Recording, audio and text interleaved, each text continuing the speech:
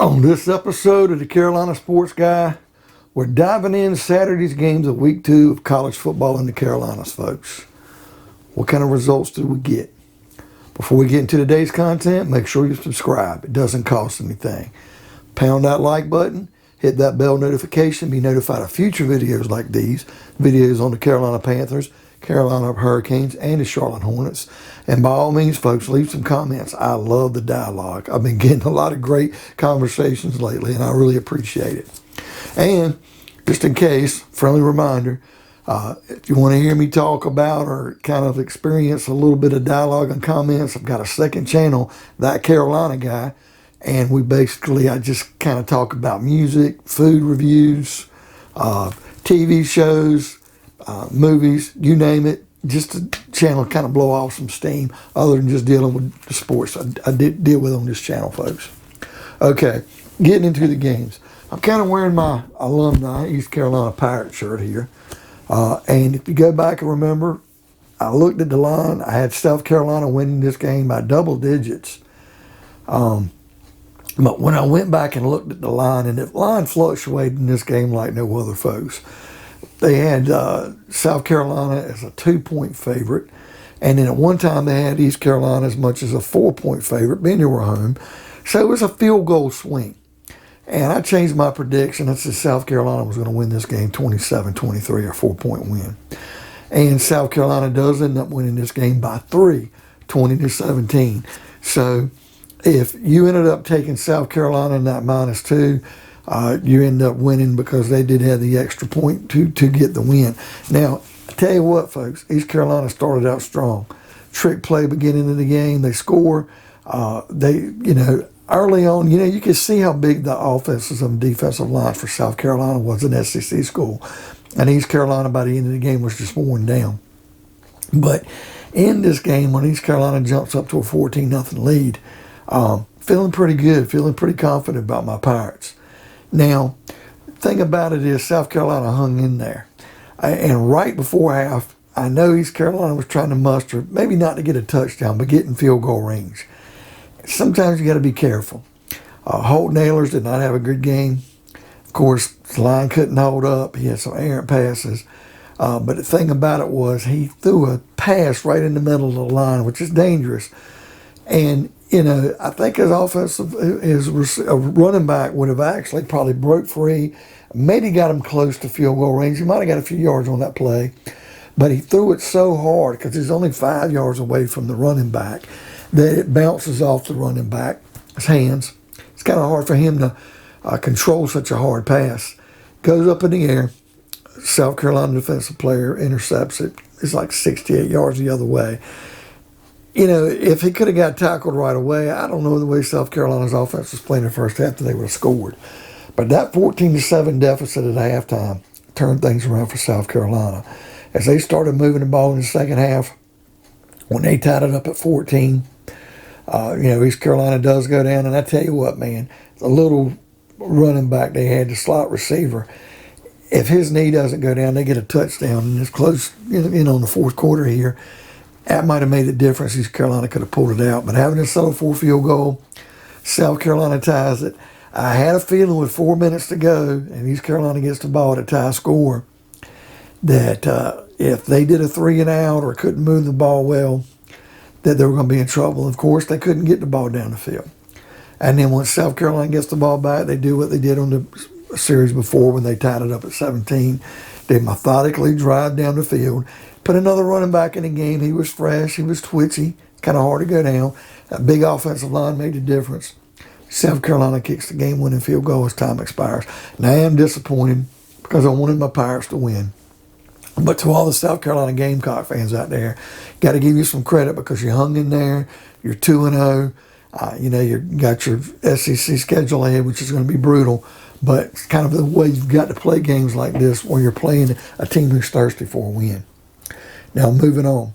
Wake Forest at Norfolk State. I said Wake Forest, there was no line in the game, but I said Wake was going to win 38-7, 31-point win.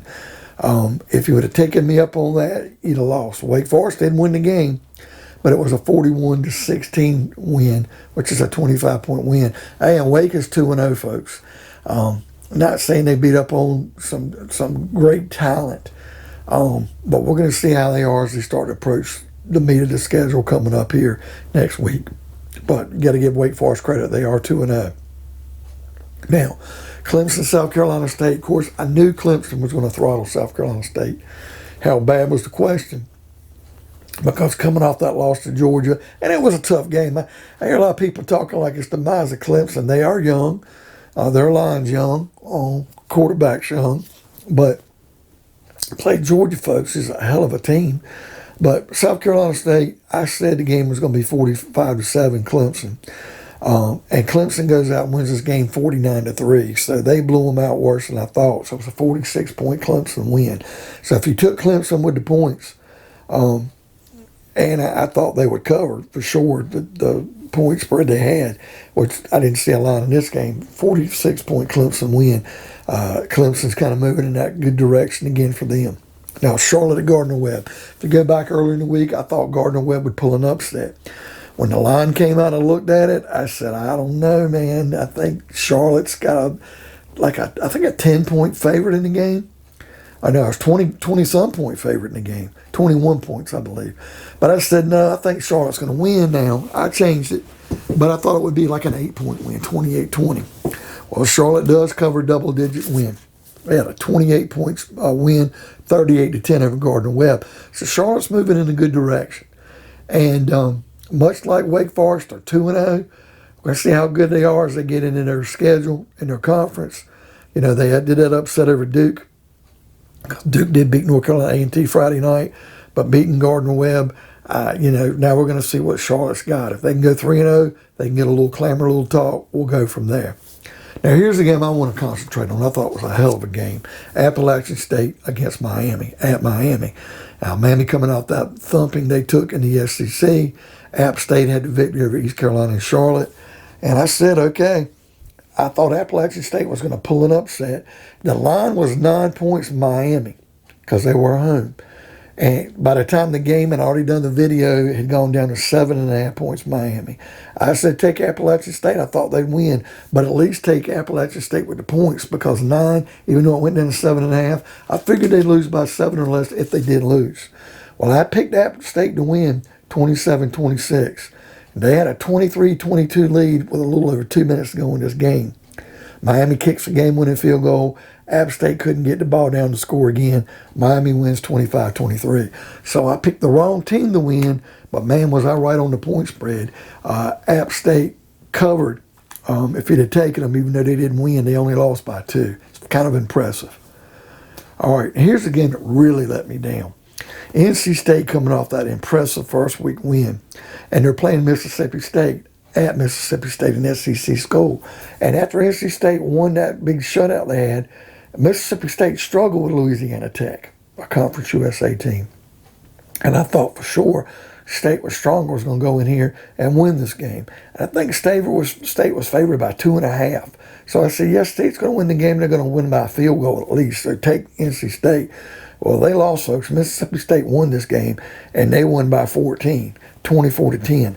So NC State, I mean, it's early on in the season, so sometimes when a team shellacks another one, doesn't mean next week because they play a team who struggled in their game, whether they won or lost, that they're going to win again.